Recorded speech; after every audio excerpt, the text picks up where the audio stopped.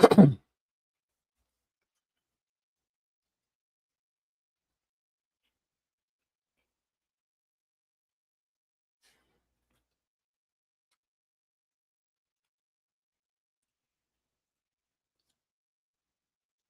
what is going on? This is Mike Clark with the Keys and Knowledge team, powered by the Williams Advanced Realty team.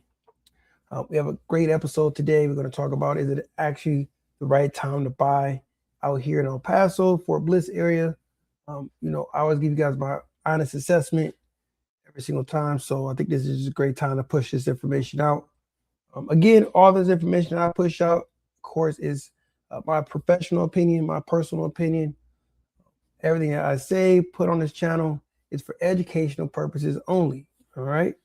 Uh, I just want to make sure I put that disclaimer out there for you guys. But I want to know, one of the hot topics right now is everyone is talking about rates.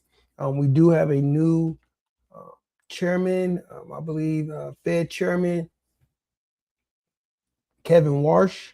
Kevin Warsh. I don't know too much about him. I'm reading up about him right now to get a little more information. But essentially, a lot of people are waiting to see what happens with this particular chairman, his viewpoints on the market, his viewpoint overall on the economy.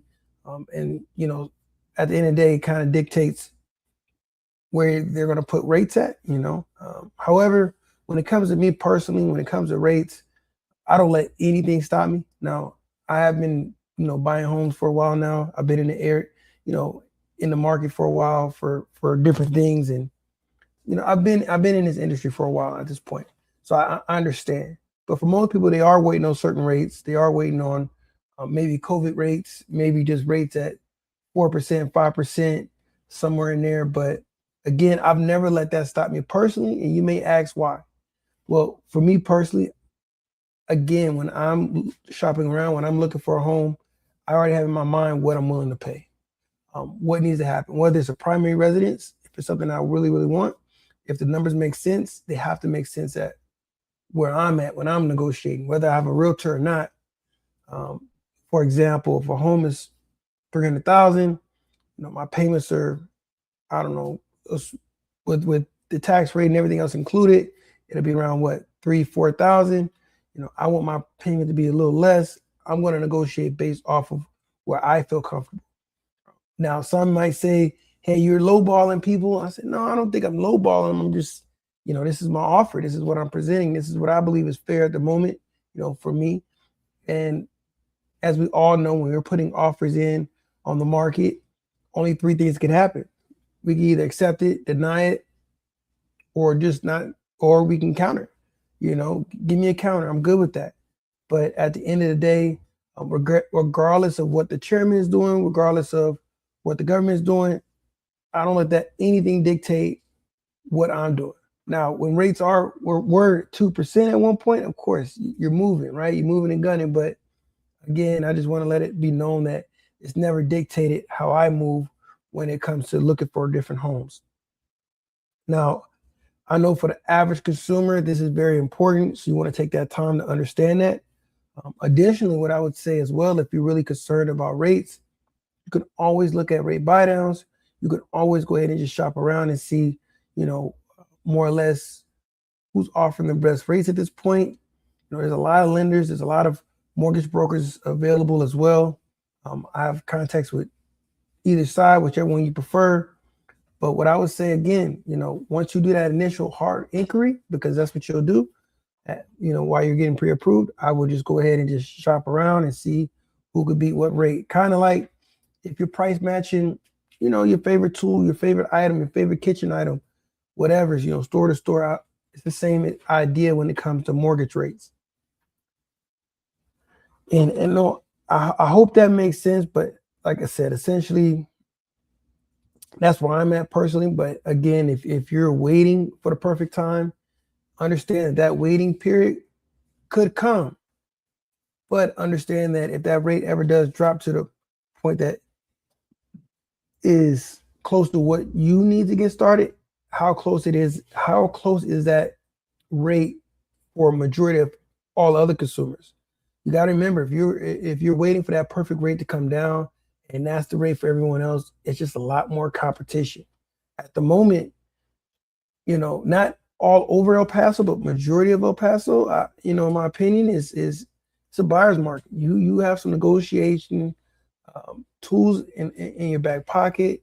A lot of sellers are not wanting to just keep their homes on the market for no apparent reason. I mean, some do hold strong on what they believe the price is on a home, but some are like, listen, I need to get this thing going. I'm ready to move on with my life. We never know what's going on, right? So that's why I say just come with your numbers, make it make sense, and then from there, just see what happens. And at the end of the day, be ready to walk away. If something doesn't seem right or the price isn't uh, where you feel comfortable, walk away, all day, every day. That's what I would say, man. But understanding that you're waiting on a particular rate, everyone's waiting on a particular rate. But right now, you have room to negotiate. And say you get into that home now, this line is better than when you're talking about a car, to be honest, because again, you're securing the asset now, you're securing your home now. And when those rates do finally drop, you have the option to go ahead and refinance that loan. And now you can move forward comfortably. I'll give you a great example. Again, me personally, I like to talk about me personally. My personal home, man, rate was at 7%. But I got a great deal, I felt at the time, on a particular home. I was able to negotiate it down. My purchase price on this particular home, almost 30, 40 grand. We also got a lot of extras when it came to this home. And I just felt like it made sense. Now, we had to hold on to that 7% for a good, man, it felt like 2, 3 years until it dropped down to a rate that made the most sense, because I guess I want to be as specific as possible, because what most people do is, oh, well, when the rates drop, just refinance. But be specific when you talk about that. Listen, if your rate's at 7% and they go down to 6.75 or 6.80, 6.8, listen, I may still not do anything. I'm waiting for it to drop a few points. Few points. Like it needs to go down to like 5. You know what I'm saying? High 4s, somewhere in there. Like that's just as an example. Like it's just not going to drop just a little bit. It needs to make sense for me to renegotiate and refinance, because again, you're paying fees, you're paying a whole bunch of things. But one great thing about the military, the VA home loan, you have what's called the EARL. Forgot what it stands for, but essentially you don't have to pay for a new appraisal. A lot of those fees when it comes to just packaging this and putting everything together. For your refinance, there's no charge. So of course, do your due diligence on that, contact the right people to get that information. But say you're not in this program, again, if it's conventional, FHA, and you're refinancing, you got to take all that into consideration when you're talking about refinancing, because at the end of the day, you're paying for this money. Yeah, you may be saving money in the moment, but you always want to ask about the fees. Like I'm real big on telling my clients, even when I do any type of transaction myself, I'm big on how much is this going to cost overall. And if a lender tells me, oh, it's not going to cost you nothing, well, you're not calling me for nothing. This is a sale regardless for you. So either you explain it to me or I move on. So again, I recommend that to anybody at the end of the day, right? So now, just moving forward, understanding that rates are what they are right now, understanding they may change, may go lower, may go higher. However, not letting that dictate what you do, and understanding where your buy box is and what you're willing to do makes the most sense. So your advantage moving forward is understanding that, hey, I may ask my seller on a particular home I'm putting an offer in, hey, I'm gonna need concessions. Hey, I need money for rate buy down. Hey, when it comes to new builds, what are the builder incentives like? Understand that all of that stuff helps overall. Again, if rates drop to a point that's comfortable for everyone, it's gonna be a lot more competition. And when it comes to incentives, when it comes to home warranties, when it comes to all those components to an overall offer, that stuff's going to go away. It's going to go away because it's going to be tougher, because if you don't want to buy it, the next person's going to buy it. So don't let anything fall into a seller's market at this point. All right. So one of the key takeaways I want you to understand is just don't shop for the lowest rate. Please shop for the best deal overall and structure that deal with your realtor to maximize what's best for you at the end of the day. Not for your realtor, not for the lender, not for anybody, but for you, because over the next 30 years or however long you may stay in that home, that payment is on you. So I never feel offended when one of my clients may say, hey, Mike, we want to shop around and get the best deal. Hey, Mike, can we negotiate this part and do something? Like, I don't feel a certain way. Now, I would always give you my advice, my professional advice on that point. But at the end of the day, you're the boss. It's your decision. As long as everything is structured in a way that is explainable, I'm good with it, right? I'm good with it. So there's no issue, but I just want you guys to take that away from this first segment that we're talking about. When it comes to Fort Bliss families, like, Fort Bliss continues bringing military families. That's going to be changing here pretty soon, where Fort Bliss is going to be extending how long your actual move and your stay here is here in El Paso. So that's a good thing overall, especially from a military family standpoint, and not bouncing around every 2 years, being able to lay down some roots a little longer, especially if we got high school kids or kids that are in school. If you're a single soldier, at least you get to know the unit, the area, all that stuff a lot better. I know when I was in, one of the biggest issues was everybody stayed on post. Everyone stayed on post. And again, that lifestyle, being around it 24/7, it is difficult, right? I know when I was in, listen, I just, when I got my free time, I wanted to be off base. I wanted to be unplugged. I wanted to do what I needed to do. So one of the great things the Garrison Commander is doing is just trying to integrate you guys into El Paso, which is a benefit overall, right? So again, there's a lot of competition out here when it comes to purchasing homes, but I would still say it's a buyer's market at this point, and it's a great time to buy, in my opinion. But again, if you're not ready, then take your time. Don't rush. Now, I want to say one of the next things I wanted to talk to you guys about is understanding and having the knowledge and confidence to move forward when you're ready. So stay everything in lines, right? You got the right rate, you got the lender, you got the realtor, now you're ready to go. What are 3 things every buyer needs to know right now, right? We need to understand, one, we need to buy the payment, not the interest rate. This can go both ways. It depends on how you look at it. Because I kind of still believe things still need to align, right? At the end of the day, yeah, we're buying the payment, but we need to understand at some point, depending on what that rate is, what it's going to cost me over the life of the loan, how important is it that I need to refinance this home at a later date?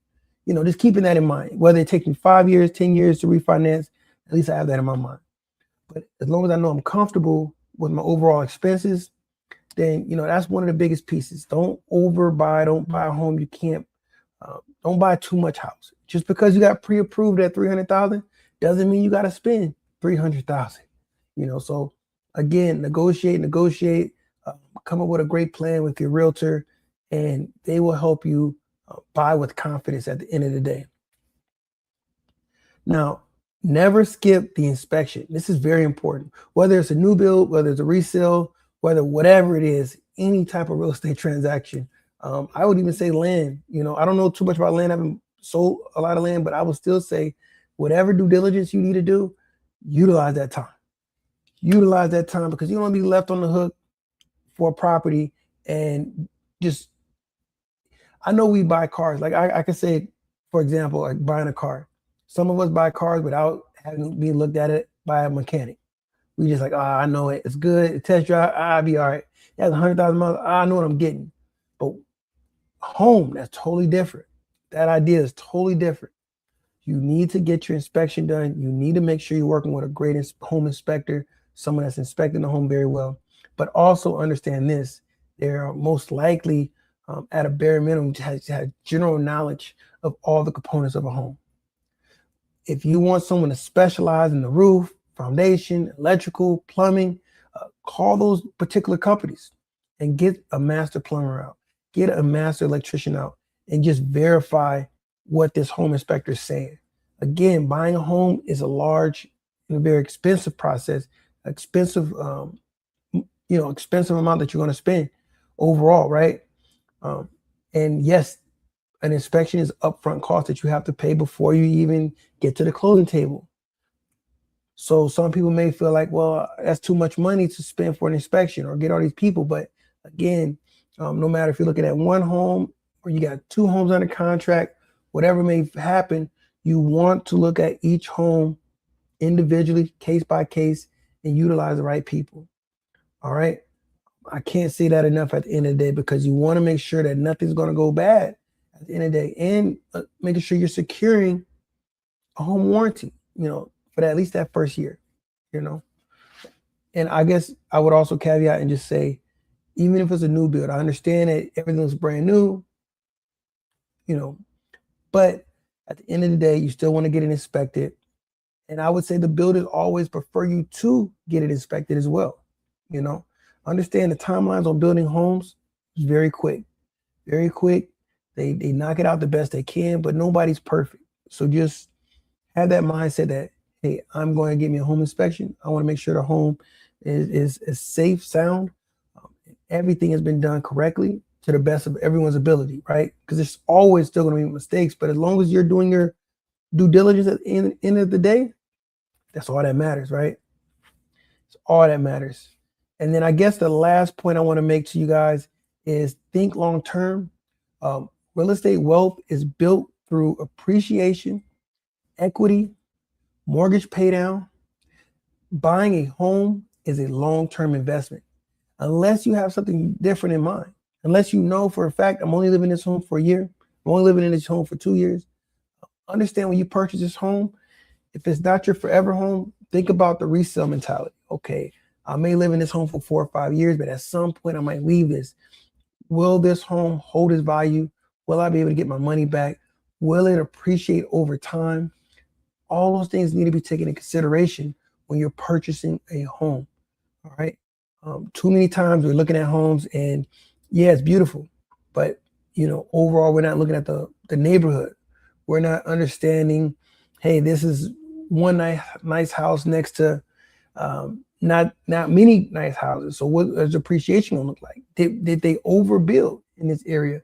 You have to understand that, as well as mortgage pay down, right? We're thinking long term. We're actually thinking, hey, listen, as we're paying our monthly bill, we're going to make sure we're doing one additional payment a year just to cut down the overall cost of the home, right? One extra payment, 2 extra payments, 3 extra payments. Talk to your lender and they'll let you know how quickly you can turn a 30-year mortgage into a 20-year mortgage, right?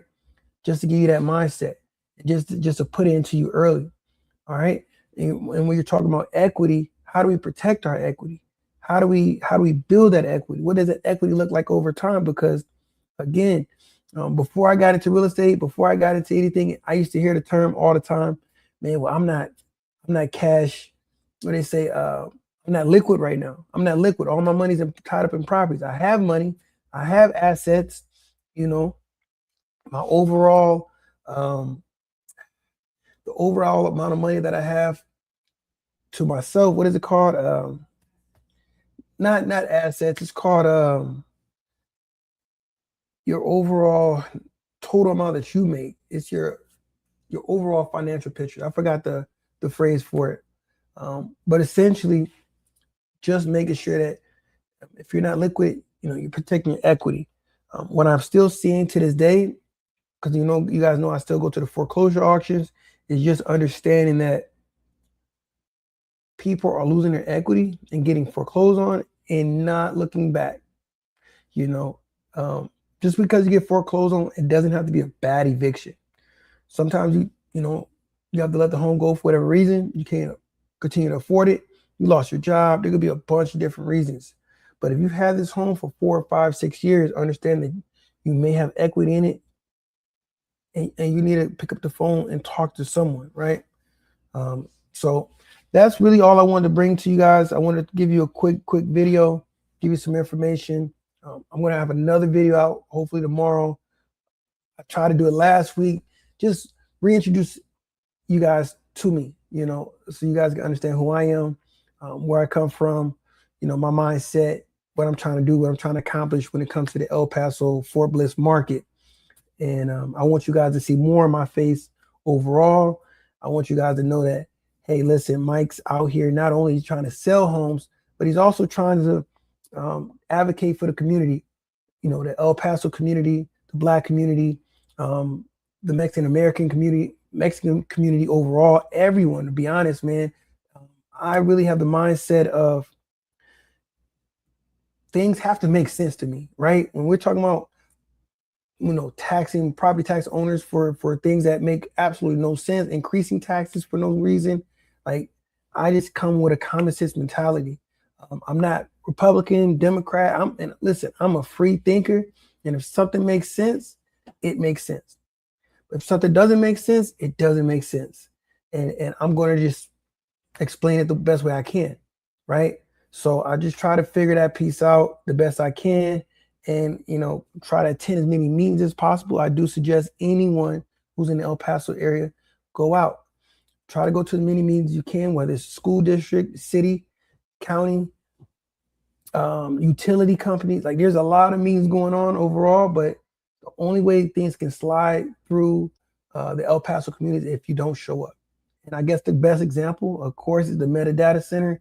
No matter how you may feel about it, understand this, man. I'll leave you with this. Only one person in El Paso showed up the day that was approved.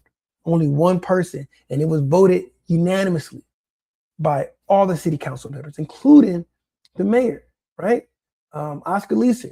Again, I have my feelings about it, but we can't be mad at people when they had no parts in anything. But I understand now that when something is important, we have to understand that these people are still voted in by us.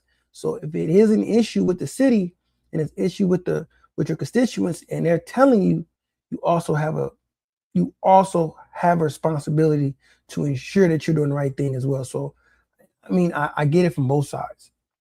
But I say the main thing, the easiest solution is moving forward, is that we have to stay involved at all times, because at this point, when we're asleep at the wheel, so many things can happen.